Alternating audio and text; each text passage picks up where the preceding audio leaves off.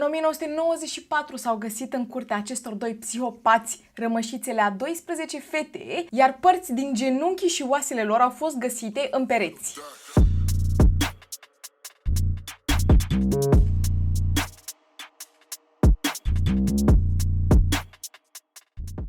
Salutare, fan True Crime, azi zi de traumă și dacă sunteți noi aici, e bine, eu sunt Ceci și aici vorbim despre cei mai oribili criminali pe care am putut să găsesc vreodată. Astăzi vorbim despre cimitirul neautorizat din spatele casei acestui cuplu. Efectiv, nu pot să-i descriu, așa că vă rog frumos, puneți mâncarea aia deoparte, nu se merită. Opriți-vă din făcut curățenie, opriți-vă din machiat, din făcut unghii. Dar totuși, dacă sunteți subscriber aici, poftă bună și spor la treabă. Începem cu psihopatul poveștii Fred. Numele lui întreg era Frederick Stephen Walter West și s-a născut pe 29 septembrie 1941 în Birmingham, Anglia. Știu, ne ducem foarte departe în istorie. Și haideți să vă zic despre copilăria lui, pentru că efectiv mi se pare foarte, foarte wild. Tatălui era extrem de abuziv și l-a învățat de la o vârstă foarte fragedă că el trebuie să profite de femei și că dacă nu face lucrul ăsta va fi un bărbat foarte prost, și l-a mai și învățat că poate să facă orice lucru dorește el în viața asta atâta timp cât nu este prins. L-a învățat de foarte mic cum să întreține relații intime și nu vă gândiți cu femei, ci cu animale, efectiv cu oi, cu porci, și la un moment dat avea un porc preferat, era un porc de companie, sau cel puțin așa se spune, și după ce l-a învățat cum să întrețină aceste, relații intime, cum să agreseze la acest porc, l-a omorât de față cu el. Și dacă aveți impresia că tatălui era cel psihopat, stați să auziți de mama lui, care era obsedat de Fred. Da, Fred era un fel de mama's boy, să spunem așa, și era extrem de abuzivă la rândul ei, iar pe lângă treaba asta, la vârsta de 13 ani, l-a obligat să întrețină relații cu ea. I-a luat virginitatea. La vârsta de 17 ani, Fred a fost arestat pentru că și-a agresat propria soră în vârstă de 13 ani și după ce a fost arestat, da, a trebuit să urmeze un proces, să primească o sentință, să primească un fel de pedeapsă. Mama lui a fost de partea lui și a convins-o pe sora lui de 13 ani să nu depună mărturie împotriva lui, așa că nu a pățit absolut nimic. Toată familia lui a rupt legătura cu el, dar mama lui, încă fiind obsedată de el, încă au ținut legătura, dar era totul frumos, și Fred a ajuns să plece de acasă și să lucreze ca șofer de tir până la vârsta de 21 de ani. Iar ăsta este momentul când își întâlnește prima soție, luând-o la el fiind acest șofer de tir. Numele ei era Catherine și Catherine era gravidă, dar s-au îndrăgostit și s-au decis să spună lumii că după ce această fetiță se naște, dar pentru că era gravidă cu o fetiță, să le spună tuturor că aceasta este de fapt fetița lui și să se căsătorească, pentru că era 1960, dacă aveai copil trebuia să fii căsătorit. Problema era că după ce s-au mutat împreună și această fetiță s-a născut, tatăl adevărat al acestei fetițe era de fapt din Pakistan și se vedea de la 1000 de metri distanță că fetița nu era a lui Fred, pentru că amândoi erau englezi. Așa că s-au decis să spună lumii că, de fapt, Catherine a avut un avort spontan și că au adoptat-o pe această fată. Cei doi s-au mutat în Scoția și au mai avut o fetiță. Doar că problema este că Fred al nostru era extrem de violent. O bătea atât pe Catherine cât și pe cele două fete, de ajungea să le pună noaptea să doarmă în cuști. Bine, le punea să doarmă în pat și paturile astea au fost transformate în cuști. În Scoția a ajuns să lucreze ca vânzător de înghețată. Știți, pe aceste dubițe, nu știu dacă locuiți în Anglia sau dacă ați fost vreodată prin Anglia sau prin țările astea, sunt efectiv dubițe cu înghețată care merg pe stradă și cântă. Și mă îngrijorează faptul că el lucra la acest job, dar trecem peste. Aici el a întâlnit-o pe această fată, numele ei era Anne McFall și avea 16 ani și fugise de acasă. Așa că Fred al nostru s-a decis să o ia sub aripa lui și i-a spus că poate să vină să locuiască cu el și cu soția lui și cele două fete, ca să aibă un acoperiș deasupra capului, da? Un gest foarte frumos din partea lui. La 24 de ani cât locuia în Scoția și încă avea acest job, a călcat din greșeală un băiețel cu mașina și l-a omorât. Și pentru că acest lucru a fost din greșeală, nu a primit nicio pedeapsă. Și efectiv Fred a învățat până în punctul ăsta că poți să faci orice în viața asta și să scapi fără nicio pedeapsă. Așa cum l-a învățat tatălui, nu? Trecem peste câțiva ani, el a ajuns să o înșele pe Catherine, Catherine a ajuns să-l înșele înapoi și s-a decis să le ia pe cele două fete și pe Anne, da, fata de 16 ani, care în punctul ăsta avea 17 ani, și să se mute înapoi în Anglia. Bineînțeles că soția lui, da, Catherine, nu era de acord, dar totuși l-a lăsat să plece și după ce se mută în Anglia, se îndrăgostește de Anne. Eu sunt foarte sigură că asta nu a fost prima dată când a avut vreo relație cu ea, dar ajung să fie acest cuplu, să spunem așa. Anne avea grijă de cele două fete și ajunge să rămână gravidă. Au trecut 8 luni de zile în punctul ăsta și Catherine se decide să vină din Scoția, se ducă în Anglia, peste Fred în casă și să se împace cu el, să-și ia cele două fete înapoi, nu știu, să formeze această relație. Și faza era că Catherine a noastră habar nu avea că Anne locuia încă cu el și că în punctul ăsta era gravidă. Așa că ce se întâmplă? Fred se decide decide că vrea să rămână cu Catherine, iar Anne este văzută în viață pentru ultima dată în anul 1967. O să vă zic de pe acum că au găsit-o 20 de ani mai târziu, într-o valiză, dezmembrată, fără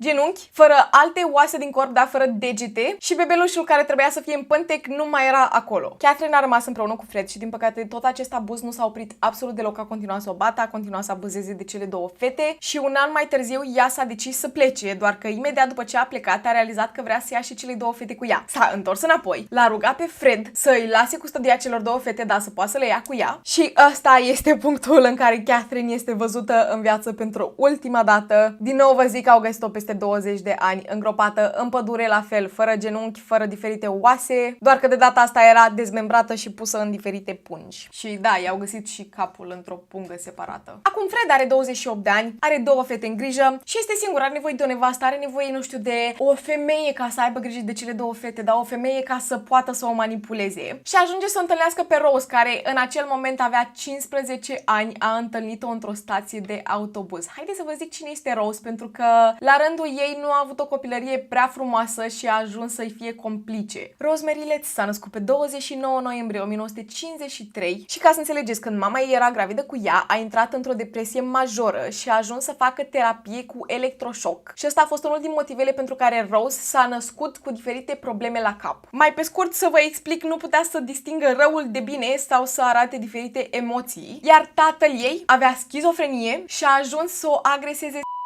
pe tot parcursul copilăriei sale. Asta a învățat-o pe Rose că dacă voia ceva de la tatăl ei, pur și simplu putea să-i ofere aceste favoruri, să spunem așa, și să primească ce vrea la schimb. Când s-a întâlnit prima dată cu Fred, era dezgustată de acest om, pentru că eu am uitat să vă zic că Fred era un om foarte, foarte murdar. Nu se spăla absolut deloc, nu se spăla pe dinți, era îmbrăcat foarte murdar tot timpul și efectiv duhnea, iertați-mă, duhnea. Dar era un om foarte carismatic, nu pot să înțeleg. Deci efectiv mirosea de la o poștă, se îmbrăca extrem de murdar, dar omul meu era extrem de carismatic și deși Rose l-a refuzat primele două dăți, Fred a fost foarte, foarte insistent și a acceptat să iasă la un date cu el. Țin să vă reamintesc că ea avea 15 ani și el 28. Au ajuns să se pună într-o relație, iar Rose a fost de acord să se mute împreună cu el, doar că părinții ei nu erau absolut de acord și ea i-a mințit că este dădaca celor două fete ca să poată să se mute împreună cu Fred. Bineînțeles că părinții ei nu au fost de acord, deși erau foarte abuzivi, dar părinții lui Rose nu au fost de acord să se mute cu Fred, dar a reușit să-i mintă atât de mult încât nu au mai avut de ales. Ce să vedeți, la vârsta de 16 ani, Rose rămâne gravidă și naște această fetiță și în punctul ăsta este Fred, Rose, fata cea mare, care nu este copilul nimănui din cele doi, fata mijlocie, care este fata lui Fred și a fostei sale soții, care în punctul ăsta este moartă, și fata celor doi, da, lui Rose și Fred. Un an mai târziu, el ajunge să fie arestat pentru că a furat niște roți de mașini și a primit o pedeapsă de 6 luni jumătate în arest. În aceste 6 luni jumătate, Rose a ajuns să agreseze cele două fete în continuu, efectiv să le neglijeze, să le tortureze, nu le mai dădea apă, nu le mai dădea mâncare, nu le lăsa să iasă din casă, le bătea la ordinea zilei și ea își vărsa nervii pe fata cea mare. Cu o săptămână înainte ca Fred să iasă din arest, Rose le-a luat pe cele trei fete și l-au vizitat pe Fred. O săptămână după, Fred iese din închisoare, ajunge acasă și ce găsește în beci? Corpul neînsuflețit al fetei cea mare. Rose a legat-o de gât și a lăsat-o fără suflare până să ajungă soțul ei acasă ca să se ocupe de treabă, nu să facă ceva cu acest corp, pentru că da, ea știa că și-a omorât fosta soție și fosta iubită care era însărcinată în 8 luni. Care credeți că a fost reacția lui Fred? A ajuns acasă, s-a dus în beci, a văzut corpul neînsuflețit al fiicei sale, care nu era fiica ei biologică oricum, a dat din numeri și a zis,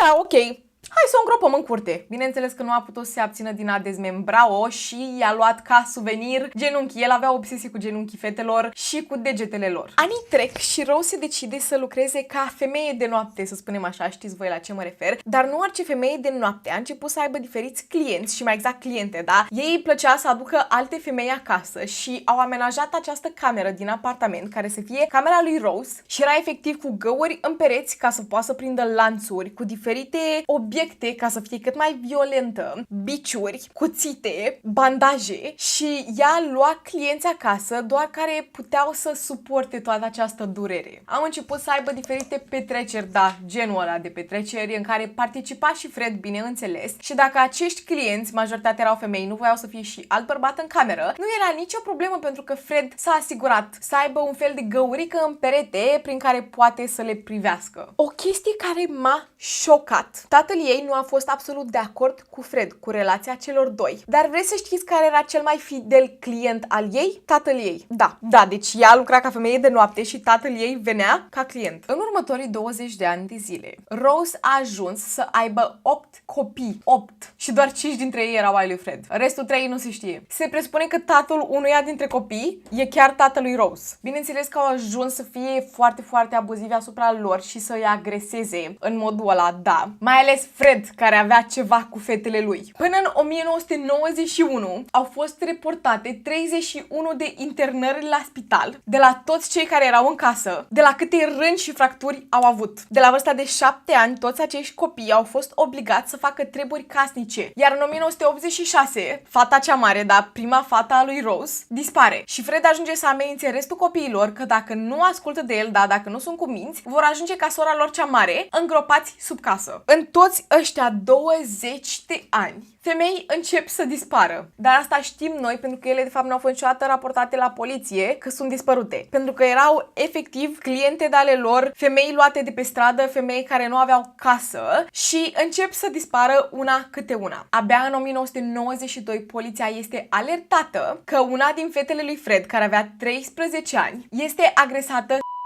și a spus lucrul ăsta unei colege de clasă și a mai și spus că a fost înregistrată în aceste abuzuri. Așa că bineînțeles că se deschide o investigație. Abia 2 ani mai târziu, 1994, în februarie, poliția primește un mandat de percheziție ca să poată să intre peste oamenii mei în casă și să-i găsească vinovați pentru ceva. Ei habar nu aveau în punctul ăsta de faptul că femeile astea au dispărut. Ei pur și simplu îl suspectau pentru că și-a agresat propria fiică. În ăștia 2 ani până să primească mandatul, au auzit diferite vorbe, cum că fata lor cea mare este îngropată sub casă. Iertați-mă, nu mi se pare amuzant, dar mi se pare extrem, extrem de terific cum le-a luat 20 de ani să realizeze lucrurile astea. 20 de Așa că pe 23 februarie intră peste ei în casă, se duc direct în curte și ce să vedeți, descoperă rămășițele fetei cea mare. Bineînțeles că Fred este arestat, iar polițiștii sub impresia că Rose este complet nevinovată și că efectiv a fost manipulată de Fred. Ea nu știe nimic. Și faza este că Fred a confirmat toate lucrurile astea. Le-a spus, băi, Rose n-a făcut absolut nimic, luați-o deoparte, aveți grijă de copii, este complet vina mea. În casă au găsit, bineînțeles, camera lui Rose unde se petreceau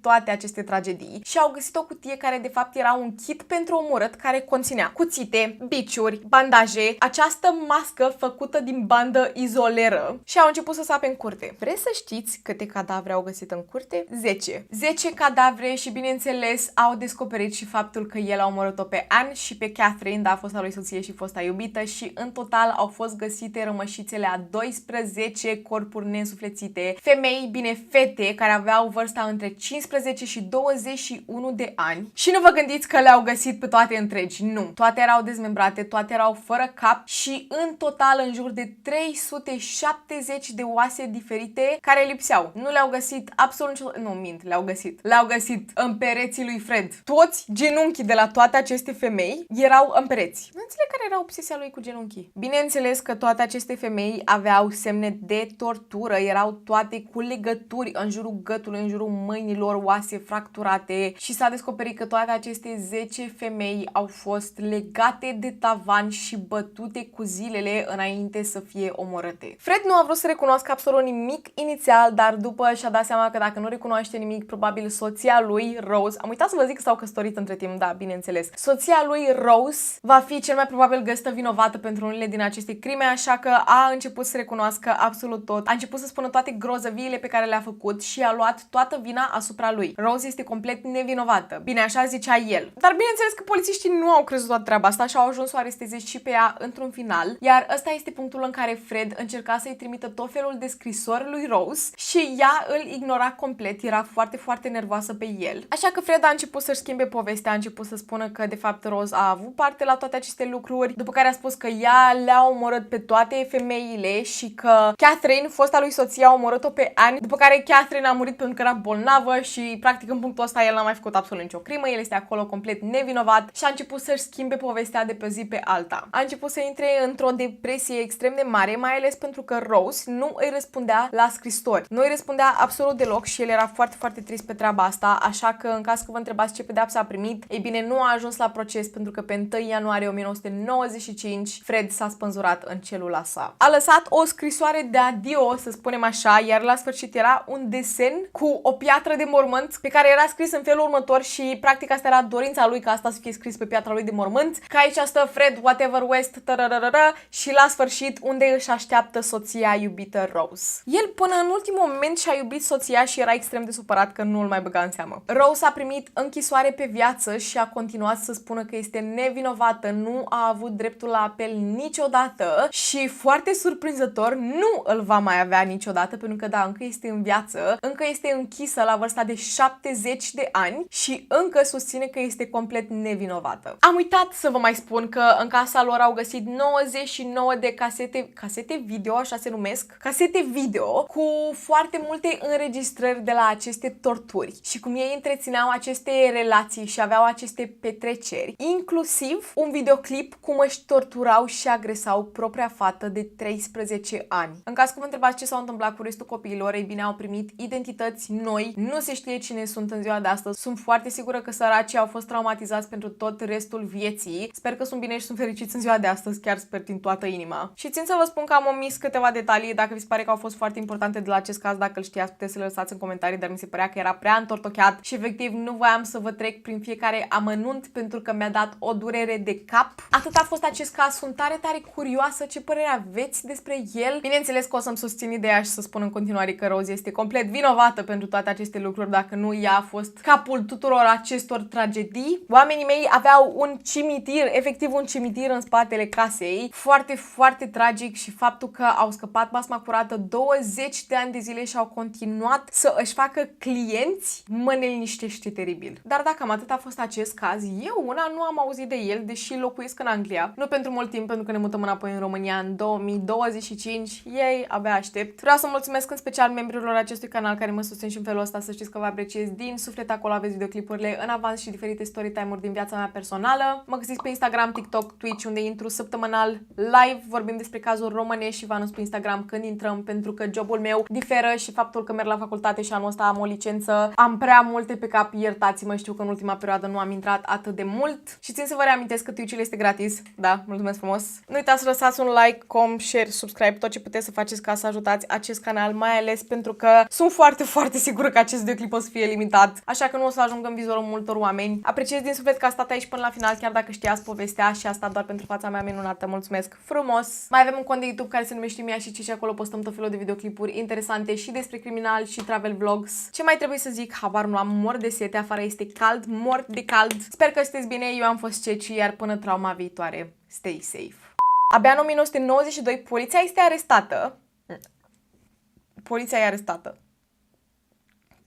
Poliția e alertată.